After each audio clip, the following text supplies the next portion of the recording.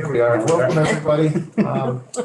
We are live now, and we are back on YouTube. We are going to committee. We're going to switch gears again. This is one of the general days in our committee where we're going to touch on a whole bunch of different issues. So I know that my head's going to hurt later on today, but this is sometimes what we do. We jump from issue to issue. So right now we're going to spend from now until noon with these folks. I see Nate is here from CVOEO and Arthur is here from DHCD. And Ryan, where are you from? CVOEO? Yes, I'm also from CVOEO. Okay, great. So we're just going to pass. We're going to introduce ourselves around the table, and then we'll get going. We'll start with Nate.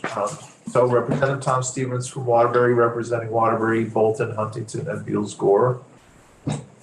Kathleen James, representing Arlington, Manchester, Sandgate, and part of Sunderland.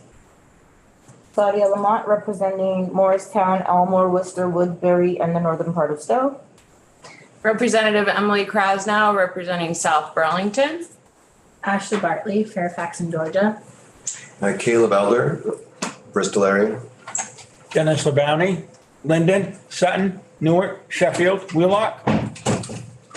Hello, I'm Elizabeth Burrows. I represent Heartland, West Windsor, and Windsor. Good morning. I'm Larry Lewin. I represent Orleans, Essex, District 1. Good morning. I'm Mary Howard, and I represent Rutland City District 6. And Robin Chestnut, Tangerman, Rutland, Bennington District. Joe Parsons, represent Topsom, Groton, and Newbury. All right, so welcome, folks. We have been doing introductions to topics and facets and people who will be dealing with in our committee. We have a renewed focus on housing, and ever since I've been in the building, the idea that mobile homes are an often overlooked and somewhat complicated element of affordable housing. And while we don't deal as state policy, we don't deal necessarily with individual mobile homes on individual properties. We deal quite a bit with mobile home parks or manufactured home parks. And so we wanted to have you come in. I've not met Nate or Ryan, and so I just want to be able to introduce you all to our committee and know that we'll be seeing you at some point over this whole biennium. So I'll pass the microphone first to Nate. Welcome. Yeah, thank you, Chair Stevens, and thank you all, members of the committee, for having us today. Really glad to be here and kind of give this overview of mobile homes and manufactured homes. So I sent over a copy of some testimony that's has some extra detail at the end of it. I'll kind of touch through most of these categories, and then I'll pass it over to Ryan for the ending section. But yeah, I'm here today as one of the resident organizers with the CVOEO Mobile Home Program, specifically to provide information about our work with mobile home park residents and their efforts to protect and improve their housing rights and living conditions. Mobile homes, which is a term that's used interchangeably in Vermont law with manufactured homes, provide a critical home ownership opportunity to working class and fixed income Vermonters, with mobile homes making up approximately 7% of the state's housing stock and being found in nearly every community in the state. They have played a critical role in the past of our state and will continue for the foreseeable future. But as Representative Stevens is saying, despite the important niche they fill, a history of underinvestment in community resources and still pervasive stigma against this community type have left many of the state's mobile home communities, which are also known as parks or MHCs, facing an uncertain economic or environmental future. Without further support, simmering issues are likely to continue worsen for many parks and many homeowners, further heightening the very real potential risk for immediate park closures and potential subsequent displacement of, and not even an exaggeration, hundreds of our most vulnerable neighbors in the midst of a really difficult housing time. While there have been, really important steps taken by the legislature in recent sessions to address some of these concerns, there are still a few more that need to be taken to give these folks the opportunity to stay afloat through this current time. As the only advocacy program dedicated specifically to the betterment of mobile home park residents, we at the CVOEO Mobile Home Program are happy to share our experience and hope that it will continue to shine a light on this often overlooked but essential component of our state.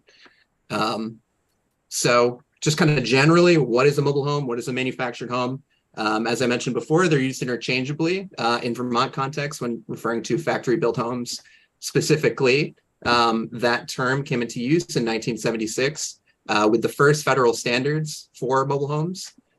This legislation has been amended many times since 76, but is still really the definitive health and safety standard for mobile homes, and that's called the HUD code. That also created the term manufactured home, and for specifics, any home built prior to 76 is more appropriately called mobile home. Any after that is more appropriately called manufactured home. They're used interchangeably in Vermont law. Nationally, they make up 6.3% of the housing stock, but according to some ACS data, they likely make up a higher proportion of the housing stock in rural areas, likely about 14% in the country. According to DHCD numbers, so Arthur and Sean, their office, they make up about 7% of Vermont. They're found in 236 parks, which are defined as continuous land with more than 2 mobile homes under it for the express purpose of being a mobile home park, and that's defined in Vermont law. Aside from this group, again, as Representative Stevens said, there are several hundred to thousand additional manufactured homes that are cited on either owned land or land that doesn't meet the qualifications of one of those registered parks. And with that, we really are only focused on serving mobile home park residents who own their homes in one of the registered parks. And an important thing about mobile homes, manufactured homes, is that most people who are a mobile home resident or a park resident are typically going to be both a home owner and have some characteristics of being a renter. They'll own the home that they live in, but typically rent the land underneath it. Those parks are, as I mentioned previously, they're pretty much found throughout the state. They're in every county, and they're spread in nearly every town. Some of them being clustered around population centers, I'm thinking of areas like Rutland or even in the Burlington metro area. There's some that are closer to population centers, and others that are in really remote areas that, are not able to be connected to municipal systems and things like that. One of the really important part about mobile home park living is that they are one of the largest unsubsidized affordable housing opportunities in the state. Lot rents are nearly $800 a month lower than that of the average monthly rent for a 2-bedroom apartment in Vermont. We have those numbers later, but it's about the average for 2021 was $360 statewide, whereas the average for a 2-bedroom apartment was $1,100. So not only is it cheaper, but it's also an ownership opportunity. The catch, though, is that many of these parks were built, 75% of them were built prior to 1976. All of them were built primarily in between 1940 and that 1980 time period, with the oldest one being slightly older than that. And out of that similar age, there's a lot of similarities that arise from it, specifically in relation to the infrastructure systems that these parks have. Things like water lines, septic systems, roads, electric, really any utility system. There's a pretty real possibility that those are still going to be some of those original systems. So while the age and that part are really something that draws them together, some of the main differences that arise in between them are its location, what county is it located in, how remote is it, its ownership type. There are 3 different ownership types. The size of the park, they range from 3 lots up to more than 250 down in, there's a few parks that are greater than that size.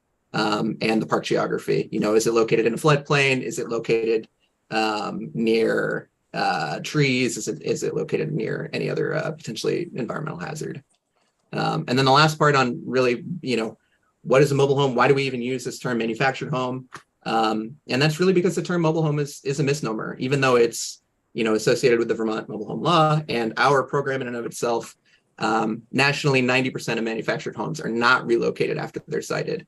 And according to some DHCD numbers, only about 1% of mobile homes in the state are moved in a given year.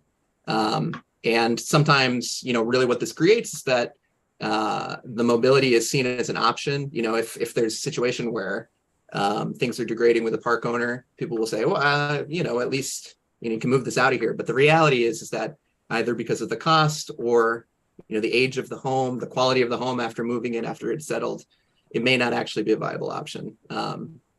So that's just an important thing to keep in mind. And that's really why that term has been moved away from. And then specifically, I'm going to talk a little bit about what we at the CVOEO Mobile Home Program do. And then I'll pass it over to Ryan for a little bit extra context. But our Mobile Home Program is one of 3 of our statewide housing advocacy programs at CVOEO. CVOEO is the Champlain Valley Office of Economic Opportunity, which is in and of itself one of the 5 community action agencies in Vermont.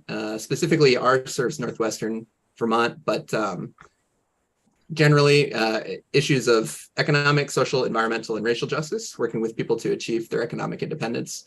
You know, broader CVOEO, there's I believe 13 different programs that help folks with basic needs, fuel, housing support, education through Head Start, financial skills, and other programs.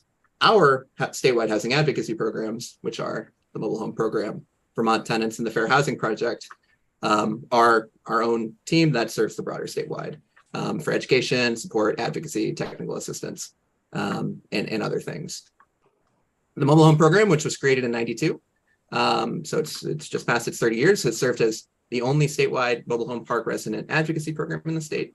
We do so by providing residents with a variety of services, including direct housing counseling, community organizing support, rights-based education, and broader public advocacy. Our work, we always try to make it in partnership with residents, and the conversations that we have with them on a daily basis are used to inform our programmatic decision-making. While resident focused, we also regularly host and participate in broader stakeholder meetings with other groups associated with mobile homes, including park owners, managers, funders, other nonprofits that potentially have roles, other people that are doing direct service with these residents. And while some of the specific topics we focus on have changed over the years to meet the specific conditions of the day, we've always really been based in this rights-based education and organizing. And then in terms of funding, we're primarily funded by the Department of Housing and Community Development, but in recent years, we've started to expand a little bit and provide a few different services, receiving funding for direct application assistance and housing counseling through the VREP program, the Vermont Emergency Rental Assistance Program, as well as some funding to expand our outreach and community organizing activities from the Vermont Community Foundation.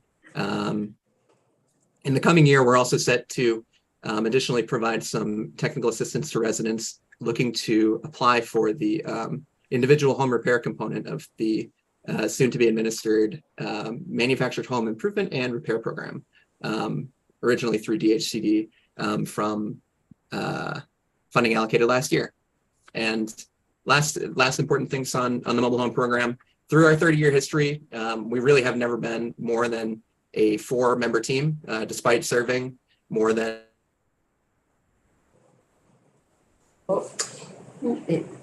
we lost you, Nate. I think he's just catching up. Oh. Video froze, maybe.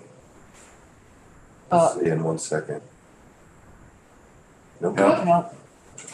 Okay, Ryan, it sounds like it's up to you. If you could finish that sentence, please. Yes, technology. Despite serving. No worries. Yeah, oh, looks like Nate's back in. Oh, There we All go. right. I'm sorry. When my internet was unstable. Okay, we'll bring it home, and so we can get it over to Ryan. All right. Yeah. Last thing I'll say is that just in terms of reference, the Vermont Mobile Home Park Law is listed as Title 10, Chapter 153. That really is the main law that we fall back on. But in terms of a few of the different legislation that's happened, the important ones were Act 182 of last year, which allocated $4.5 million for mobile home individual repairs and small capital projects in parks. Last year, also recognizing mobile home parks as disproportionately impact of environmental burdens. And the other ones are, more longer reaching, but important nonetheless. And while not a direct act of the legislature last year, the ARPA funded Healthy Homes program administered by DEC is set to administer 3.25 million for park water infrastructure. And that's really great. That's been one of the largest needs identified for several years. And it's about to make this really positive impact. But with a lot of these funds, they're still kind of just getting going. So we haven't been able to see the impact of these things yet, but they are certainly steps in the right direction. So I'll pass it to Ryan based on to let you know about some of our recommendations for future advocacy. Thank you. Thanks, Nate. So through our work, through working alongside mobile home park residents on a daily basis and regularly visiting parks throughout Vermont, our team has come to identify a series of common challenges threatening the long-term sustainability of the entire network, or the entire statewide network of parks. The recommendations proposed in our 2023 legislative recommendations reflect our shared perspective of the residents we serve and our own firsthand experience. Our 6 main recommendations are increased funding for individual home repair grants, sustained funding for mobile home park technical assistance services, continued funding for mobile home park water infrastructure, additional funding given for mobile home specific legal assistance for the purchase of mobile home parks to maintain them as affordable housing, and further dedication to mobile home specific considerations in all housing assistance programs. As a state, we need to further invest in our mobile home community's future to preserve this incredibly valuable component of our affordable housing network. Parks and residents need immediate investment through the expansion of grant programs accessible to mobile home park communities and individual households, continued funding for mobile home park water infrastructure, funding of CVOEO's mobile home program as a statewide comprehensive dedicated technical support provider, strengthening the mobile home owner protections in Vermont statute, and the assistance for the purchase of more mobile home parks, along with further dedication of mobile home specific considerations in all housing assistance programs. So this is a critical form of affordable housing, and it needs to be preserved and strengthened. So thank you for having us today, and we are very happy to answer any questions you have today and also going forward. Thank you. Thank you, Ryan. Question from Representative Elder.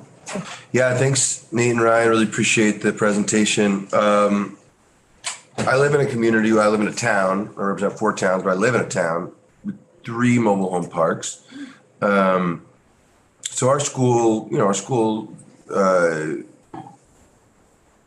ratios for students living in what we define as poverty in the state is high.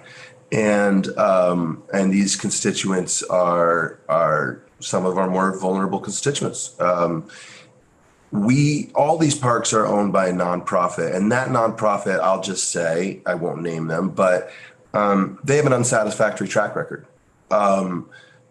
The dynamic we see is a chronic underinvestment in infrastructure, which causes greater vacancies in the park, and those vacancies equate to higher lot fees. So really the costs are passed on to homeowners, but none of the improvements are made because the nonprofits are able to say the money's not there, And so we have, people have explored trying to purchase some parks, but the problem is if the parks have if they have a lot of vacancies, they're harder to purchase because everything's more expensive and they're underinvested. And if they have low vacancies, the nonprofit doesn't want to sell them because it's paying their bills. As I hear you talk about water investments, I'm excited about that. And as I hear you talk about support for purchasing for people to maintain permanent affordability, I like that. But I think whether an organization is for-profit or nonprofit, I would like to see us increase the basic floor for utilities that have to be provided. Because what I'm seeing is that the situation is not satisfactory and these nonprofits are able to basically just say, hey, there's not enough money here to give you safe drinking water and working septic. And to me, that is an untenable position, particularly for a nonprofit. And so I'm curious of whether what I'm saying is a well-known story to you across the state and how some of those goals might address it, or if maybe this is something a little more unique to our area. Thank you, Representative Elder, for the question. And while, I wouldn't say exactly what the quality of property management is with any particular park or type of park, I would say that generally the experience of lacking quality infrastructure because of there not being the funds available is something that is felt across the state. And that's generally felt for parks of all ownership types, that, the virtue of living in a manufactured home community, or part of the virtue, is that the lot rents are low. When there are more vacancies, when there are fewer homes that are able to be put into a lot, it's just really difficult to have the funds in storage in order to just upfront make these large capital projects. So we see that and we hear that, and we know that that is also the reality for a lot of the park owners, that they just don't have the money. But typically who faces the most burden of that, that's the residents, the homeowners that aren't able to get clean water.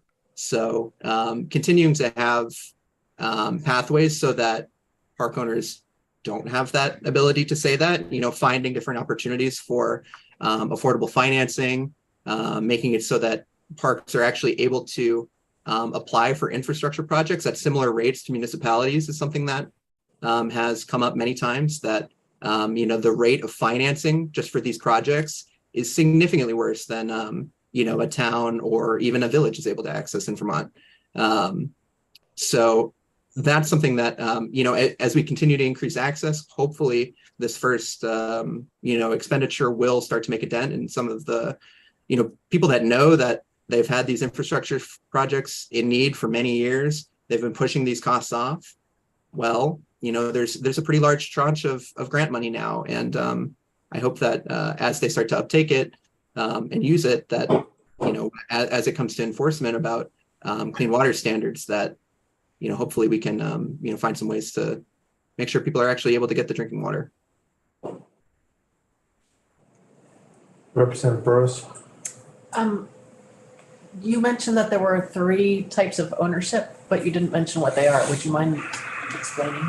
Yeah, sure thing. And I'll point also towards, I had some data sheets at the end that just give a little bit of extra context about some of the breakdowns. And I'll also point towards Arthur, who his shop at DHCD has been maintaining this registry for a lot of years. But 3 types of ownership are private for-profit. 71% of the parks in the state are owned by private investors, whether they be someone who started a park in 1960 and they're still the sole owner, or they're someone that owns 5 parks all in the state, or part of a larger out-of-state investment corporation. So they make up the bulk of the actual number of parks. And then in terms of the other 2 types, there are nonprofit-owned parks. They own 48 parks, and there are 20 resident-owned or cooperatively owned parks. And the latter 2 categories all came about following 1989, when the first, when there were amendments to the Vermont mobile home law that basically allow, when a park goes for sale, residents, it's not exactly a right of first refusal, but they have the opportunity to pursue and the right to negotiate with park owners in good faith if 50% of the homeowners decide to pursue those options. So yeah, at a time they were all private owned, but in the last 30 years or so, we've seen that growth of nonprofits. And in the last 10 years, a growth of the cooperative model in particular. Thank you. So we're going to pop up to Arthur Hamlin here because, yes, as Nate said, Arthur is, if this were a Harry Potter novel, we would go to the Pensieve and try to take everything that Arthur's ever known about mobile homes and save it. Arthur, welcome. So I think if you wanted to jump in first by just introducing yourself and where you fit into the DHCD universe, but also you've heard from CVOEO and the idea here is for us to try to get an introduction to how the mobile home system works here and what may be in front of us. I think we did address some of the financial stuff. We still continue to need to address the financial stuff, whether it's pads or whether it's water. I mean, we know that the infrastructure, we are learning that the infrastructure issues are potentially difficult to continue, to sustain the park. So just, we've got until about noon to finish up today, just as an introduction. So I'll leave it to you to kind of self-edit and know that we'll be back, because one of the things that I do want to focus on before we leave this biennium is another mobile home park study. And it's been 15 years since we had a study on, and we've had a lot of changes since then. And so that how we look at them, I think, needs to be updated, but that'll be something that we deal with in as the months go by in this biennium. So Arthur, welcome to the committee. All of us are new except for there's 3 of us who have been on the committee for at least a couple of bienniums now, but many of us are new to this subject. So please try to be jargon free as much as you possibly can. I like to be. Yeah, thank you very much. Yes, nice to meet all of you virtually. I'm sorry I couldn't be there in person. But like a lot of people, I'm sometimes in the office in Montpelier, and a couple of days a week I'm here at my house down in Braintree, Vermont. So I've worked at DHCD since 1997, so I have been around a while. And he's not on the video, but Sean Gilpin, who's the director of our housing division, is on at the meeting as well. And so my primary function at DHCD is kind of administrating our department's responsibilities under that mobile home park law in Title 10, Chapter 153 that Nate had mentioned. And then there's other things I do as well, but that's the primary focus of my position. For several years, up until the pandemic, basically, the housing division was Sean and myself. We have several new coworkers in the last couple of years, and specifically Scott Sharland has been developing the manufactured housing improvement and repair program that we'll be launching shortly, that Nate talked about, which includes awards to help fill some of the vacant lots, including removing abandoned homes from parks. And so those would be small awards to park owners of all kinds of ownership. And we've identified, where there are parks that have vacant lots, parks that have abandoned homes in them, and we'd be doing outreach to all the park owners so they can apply for that funding. That is $2.5 million available for that. And then the 2 smaller parts of that program that CVOEO is going to be helping with the home repair part of it. And then there's a third part, which involves helping cover the cost for foundations. One of the many changes in the last 15 years was about 7 or 8 years ago now. HUD, the Department of the federal government that handles the manufactured housing standards, started.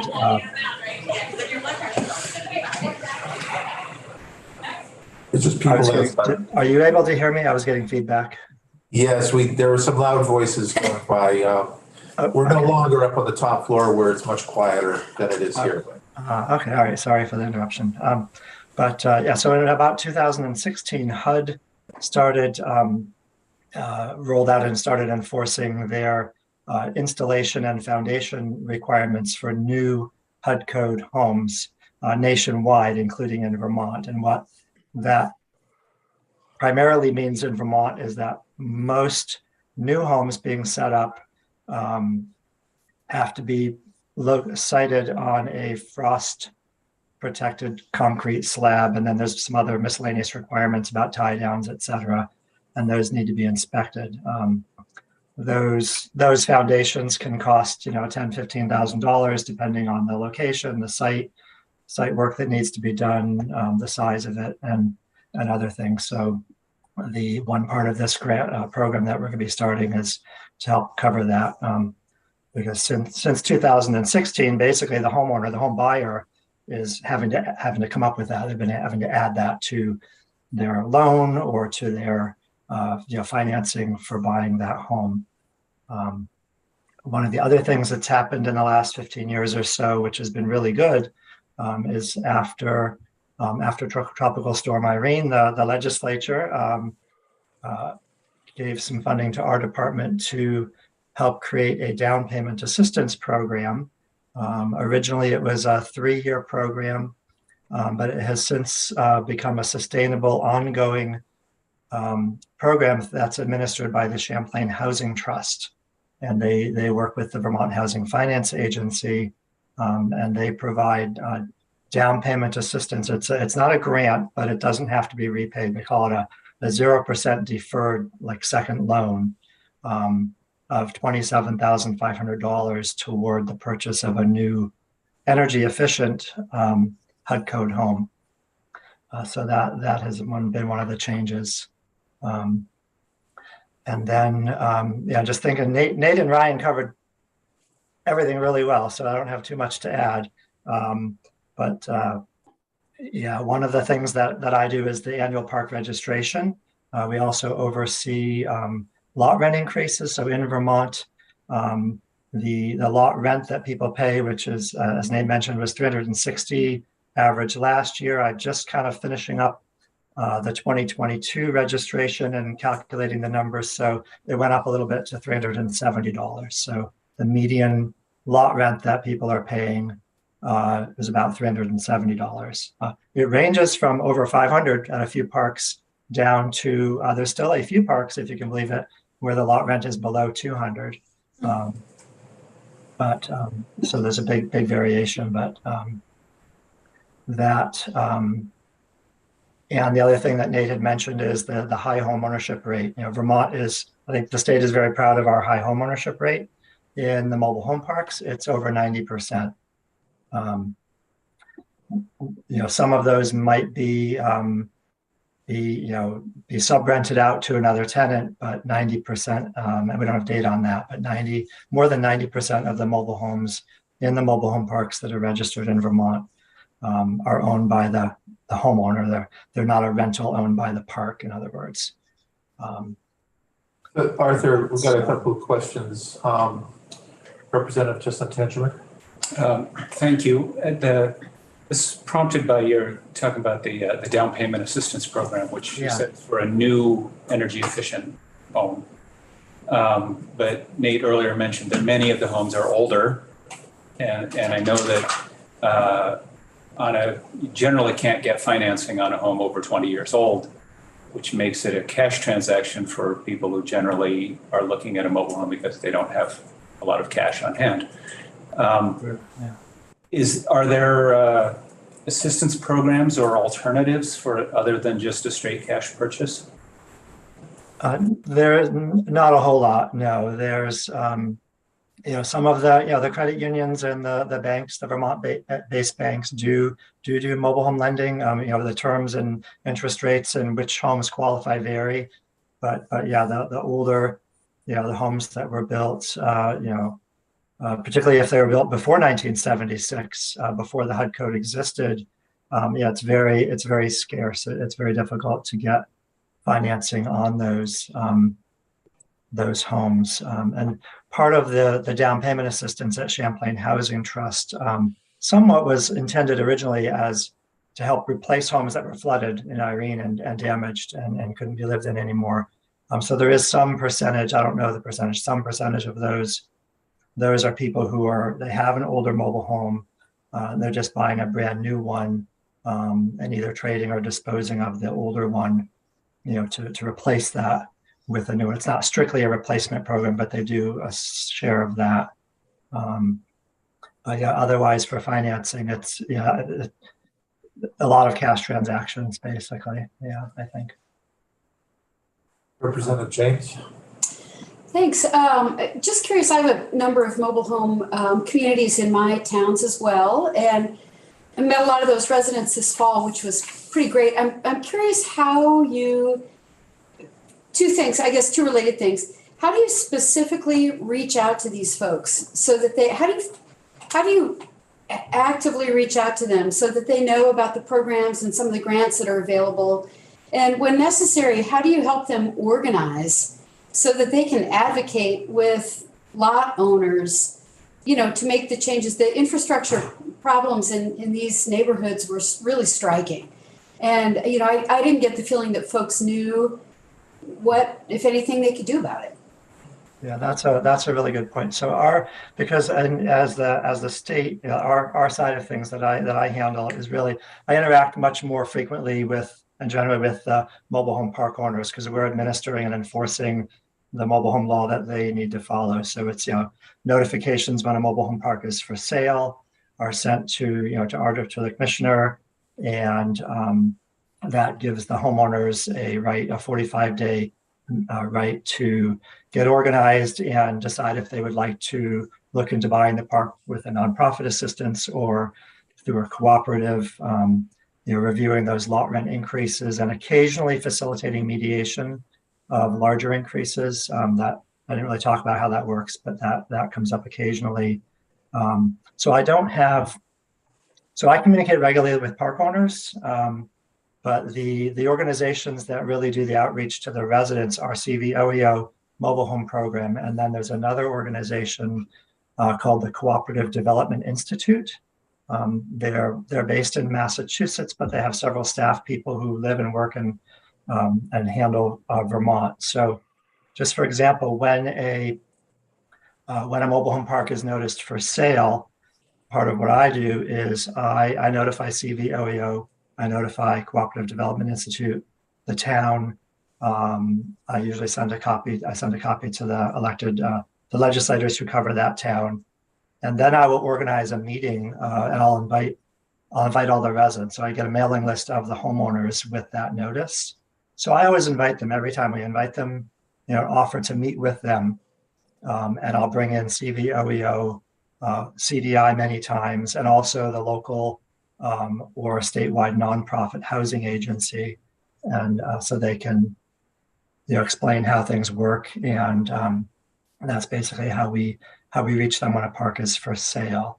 Other than that, I know CVOEO has done a very good job. They get out and go door to door. They they do a lot of outreach to mobile home residents, but it's not something that I don't have the information to typically do things like that, other than like case by case when I got a park sale notice.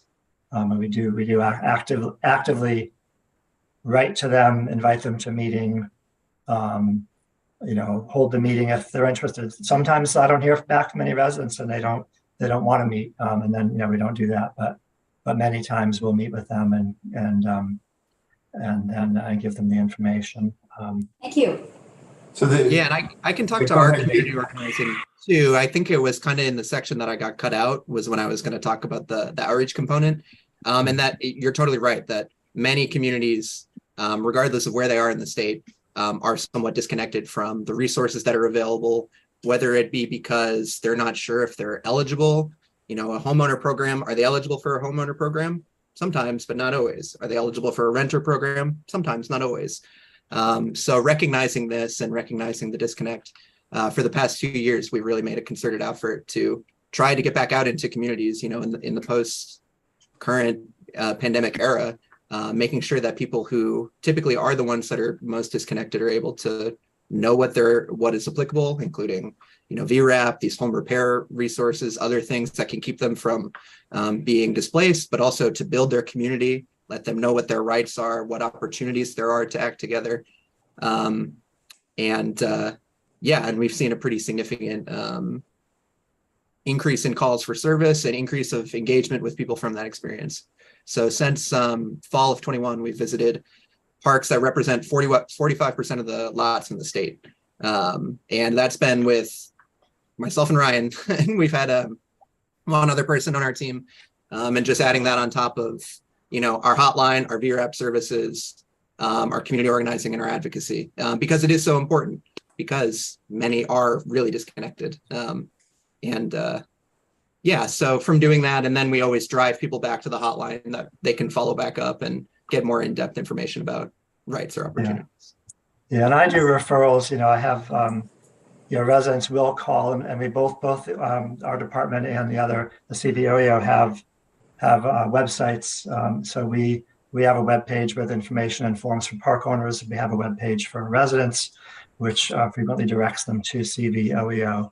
But one thing I think Nate and Ryan will agree with me is that particularly in the rural areas, it's kind of a statewide issue, not necessarily just mobile home residents. But we during particularly in the pandemic when we weren't able to meet in person and really go out to a park, a lot of the residents I'll invite them to a meeting and they'll call me, and they don't have good internet access or they don't use computers, so that is that technology, that way to connect with them over technology is lacking, for some of those areas. Let me, we have to end now, but just like, I guess, very quickly, CVOEO, while it's based in Champlain Valley, is it a statewide mobile home program? Yeah, so most CVOEO services, just Champlain Valley, mobile home program, Vermont tenants, fair housing are statewide. Great, thank you. And then this is a obviously going to be a bigger question when we have more time to talk about it. There's been a lot of talk since the real estate boom about people buying up mobile home parks in other parts of the country and dropping services so that they can sell the land and use it for other purposes somewhere 5-10, when tenants get sick of rent increases, et cetera. Given the process, Arthur, that you were starting to talk about, do we have an influx of private investors who investment companies that are coming in and buying up parks and threatening units, or do you think at this point, I'm going to assume they'll be here soon, but the idea of are the ownership of the parks, given that again families are aging out and they're trying to sell properties, is there a problem yet with parks getting displaced? Yeah, it's we haven't had parks displacements. We haven't really had park closures for a while of any large degree. There's been a few very small mobile home parks that basically through attrition eventually have closed, but 3 or 4 lots, 5 lots. As far as we definitely have observed, I think everyone else, but we have observed the prices that people are willing to pay for the mobile home parks has gone up. That translates into the co-ops or the nonprofits having to really compete and pay top dollar. And then that comes back to, is the funding available for them to do that? So we'll tackle that. We'll tackle that at a different time. I've got to run to another place, but thank you so much for today, and we'll see you again and again, I'm sure, by the end of each of the sessions. So thank you.